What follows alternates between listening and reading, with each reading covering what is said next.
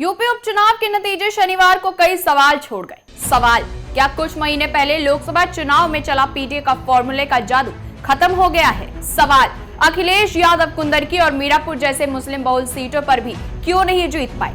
सवाल, क्या बटेंगे तो कटेंगे का नारा बुर्का पॉलिटिक्स पर भारी पड़ गया? नमस्कार, आप देख रहे हैं उत्तर प्रदेश टाइम्स और मैं हूं आपके साथ ज्योति मिश्रा। उत्तर प्रदेश विधानसभा उपचुनाव के लिए 9 सीटों कुंदरकी, सीसामऊ, गाजियाबाद, फूलपुर, खैर, मीरापुर, कटहरी, करहल और मंझवा पर मतदान 20 नवंबर को हुआ और आज यानी 23 नवंबर को इसके रिजल्ट आ चुके हैं। यूपी के 9 विधानसभा सीटों की ये लड़ाई योगी बनाम अखिलेश की रही और दोनों ही नेताओं ने उपचुनाव में पूरा जोर लगा दिया। लगभग उपचुनाव की ये लड़ाई योगी की नाक बनाम सपा की साख रही।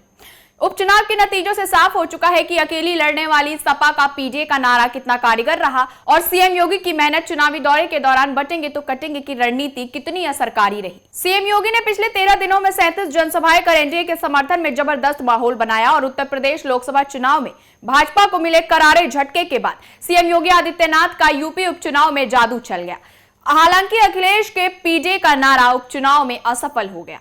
सबसे पहले बात करें कुंदरकी सीट की तो इस बार 31 साल बाद कुंदरकी किले का रिकॉर्ड टूट चुका है। इस बार यूपी के उपचुनाव में सबसे अधिक मतदान मुरादाबाद के कुंदरकी में हुआ। यहां 57.7% वोटिंग हुई थी। इस सीट पर 65% मुस्लिम वोटर हैं। मुस्लिम वोटर्स के चलते सपा ने भी मुस्लिम नेता हाजी मोहम्मद रिजवान पर दाव खेला और भाजपा ने 2 बार चुनाव हार चुके रामवीर सिंह पर फिर से भरोसा जताया।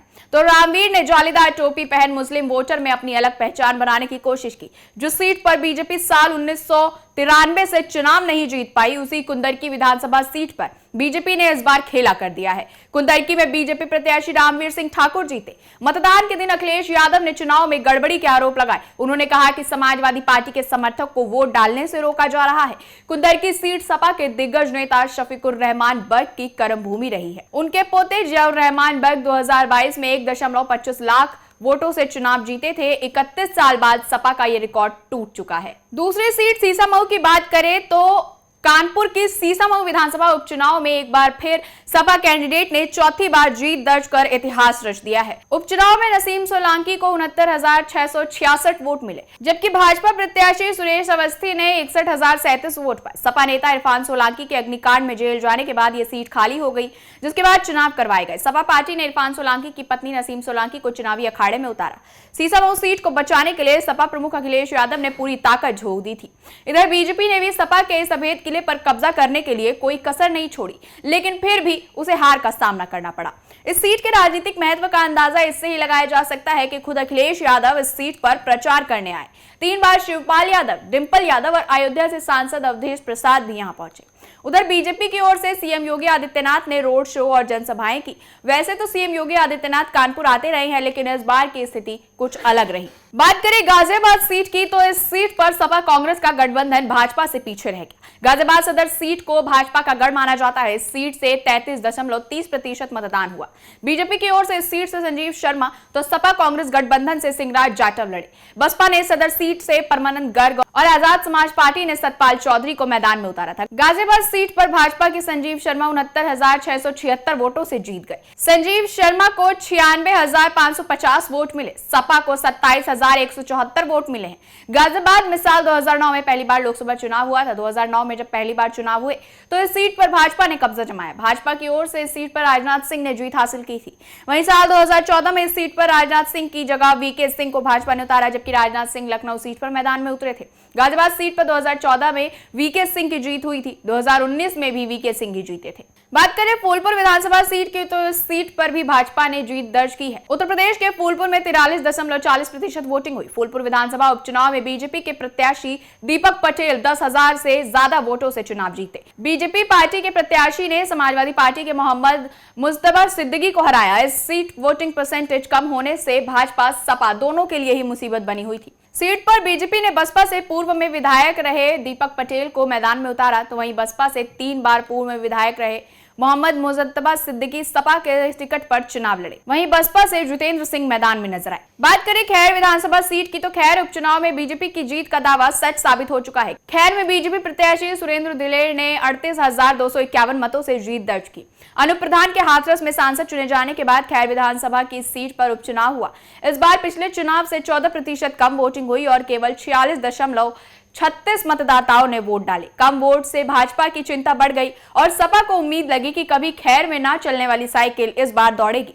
हालांकि वो पंचर हो गई। खैर में सपा ने जाट जाटव समीकरण को देखते हुए चारू कैन पर दाव खेला था। सपा का पीडीएफ फॉर्मूला खैर में फेल हो गया। बात करें मीरापुर सीट की तो मीरापुर में एनडीए का जबरदस्त प्रदर्शन रहा। मीरापुर में रालोद बीजेपी प्रत्याशी मिथिलेश पाल 29,867 वोटों से चुनाव जीत चुकी। मीरापुर सीट पर जयंत चौधरी की प्रतिष्ठा दांव पर लगी थी। मीरापुर में सपा मुखिया अखिलेश यादव की घेराबंदी भी काम नहीं आई।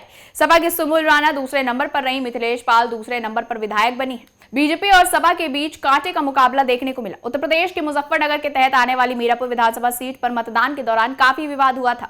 यहां ककरौली गांव में दो समूह आपस में भिड़ गए और पथराव किया गया।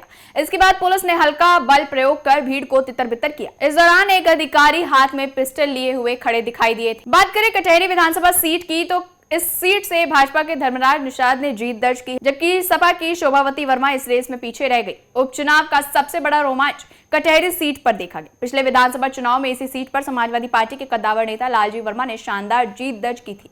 समाजवादी पार्टी ने उन्हें 2024 के लोकसभा चुनाव में अंबेडकर नगर से टिकट देकर मैदान में उतारा, जहां उन्होंने पुनः जीत हासिल की, जिससे कटहरी सीट खाली हो गई और उपचुनाव की स्थिति उत्पन्न हुई। इस सीट पर सपा ने लालजी वर्मा की पत्नी शोभावती वर्मा को मैदान में उतारा, जबकि भाजपा ने धर्मराज निषाद को अपने प्रत्याशी के रूप में प्रस्तुत किया। इस सीट को जीतने के लिए दोनों पार्टियों ने अपनी पूरी ताकत झोंक दी। हालांकि बीजेपी की मेहनत रंग लाई। बात करें करहल विधानसभा सीट की तो मैनपुरी करहल से सपा प्रत्याशी तेज प्रताप यादव जीते हैं। करहल विधानसभा सीट के परिणामों पर सभी की नजरें टिकी थी। आखिरकार मैदान में लालू और मुलायम के दामाद जो थे। करहल में सपा से तेज प्रताप सिंह यादव और भाजपा से अनुजेश प्रताप सिंह के मुख्य बीच मुकाबला देखने को मिला। हालांकि करहल विधानसभा सीट पर सपा के तेज प्रताप यादव ने अपनी बढ़त बनाई और जीत दर्ज की। ये वही सीट है जहां भाजपा ने पूरी ताकत झोंकी थी। करहल विधानसभा उपचुनाव के लिए भाजपा में डिप्टी सीएम ब्रजेश पाठक को प्रभारी बनाया गया था, लेकिन वो प्रचार के दौरान यहां नहीं आए थे। उनके साथ पर्यटन मंत्री जयवीर सिंह, उच्च शिक्षा मंत्री योगेंद्र उपाध्याय और राज्य मंत्री अजीत पाल सिंह को भी कमान सौंपी गई थी। करहल समाजवादी पार्टी का गढ़ माना जाता है। 2012 से लेकर अब तक यहां लगातार सपा के ही प्रत्याशी जीत हासिल करते आए हैं। बात करें 9वीं और आखिरी सीट मंझवा की तो मंझवा उपचुनाव में भाजपा की सुचिस्मिता मौर्य ने जीत हासिल की है। यहां मुख्य मुकाबला भारतीय जनता पार्टी में और समाजवादी पार्टी के बीच था।